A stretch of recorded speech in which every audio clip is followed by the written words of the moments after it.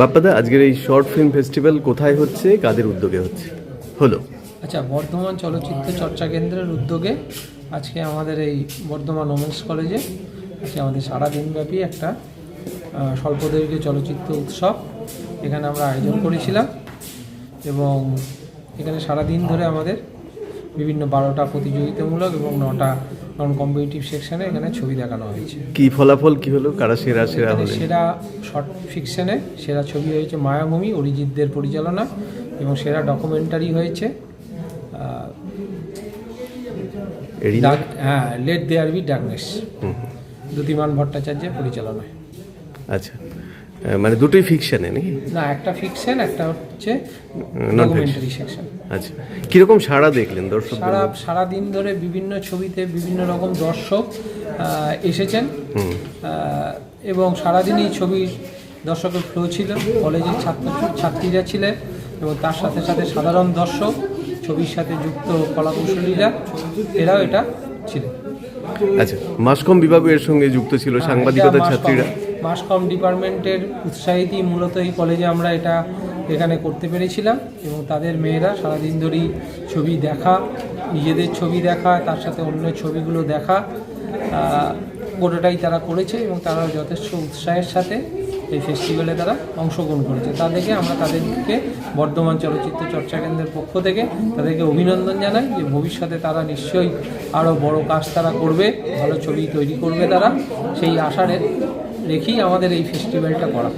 আপনার নাম এবং পরিচয়? আমি বাপ্পাদিত্য জা, বর্ধমান চলচ্চিত্র চর্চা কেন্দ্রের সম্পাদক। Thank you. কে বলবে? সঞ্চিতা, তুমি এখানে তোমার সিনেমা সাবমিট করেছিলে, কি সিনেমা সাবমিট করেছিলে? আমার এখানে সিনেমার বিষয় ছিল সর্বমঙ্গলা মন্দির। তো আমরা সর্বমঙ্গলা মন্দিরে গিয়ে সেখানকার পরিবেশের সমগ্র ভিডিওগ্রাফি করেছি। সেটা আবার সেখানকার পুরোহিতদের থেকে সেখানকার কথা, পৌরাণিক কথা, কীভাবে সেখান থেকে কী কী রয়েছে, কত বছর পুরনো মন্দির, সেগুলো আমরা জেনেছি। সেগুলো সব বিষয় একত্রিত হয়ে একটা ভিডিওগ্রাফির মাধ্যমে একটা চলচ্চিত্র নির্মাণ করেছি।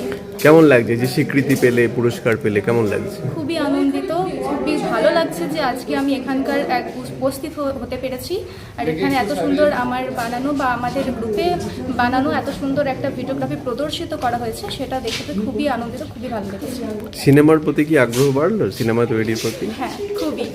প্রথম উদ্যোগ সবার চেয়ারম্যানদের সহযোগিতায় মানে প্রথমবার করেছি, তো এটা করে এত ভালো লেগেছে যে আগামী দিনে আরও এরকম নানান কাজ করতে ইচ্ছুক। তোমার নাম? আমার নাম সঞ্চিতা। তুমি এই কলেজের? আমি এই কলেজের 5th সেমের ছাত্রী, মাস কমিউনিকেশন ডিপার্টমেন্ট। ওকে। বর্ধমান চলচ্চিত্র চর্চা কেন্দ্রের উদ্যোগে এবং বর্ধমান মহারাজাধীরাজ উদয়চাঁদ মহিলা কলেজের IQAC এবং গণজ্ঞাপন ও সাংবাদিকতা বিভাগের সহযোগিতায় শর্ট ফিল্ম ফেস্টিভ্যাল হয়ে গেল কলেজের অডিটোরিয়ামে।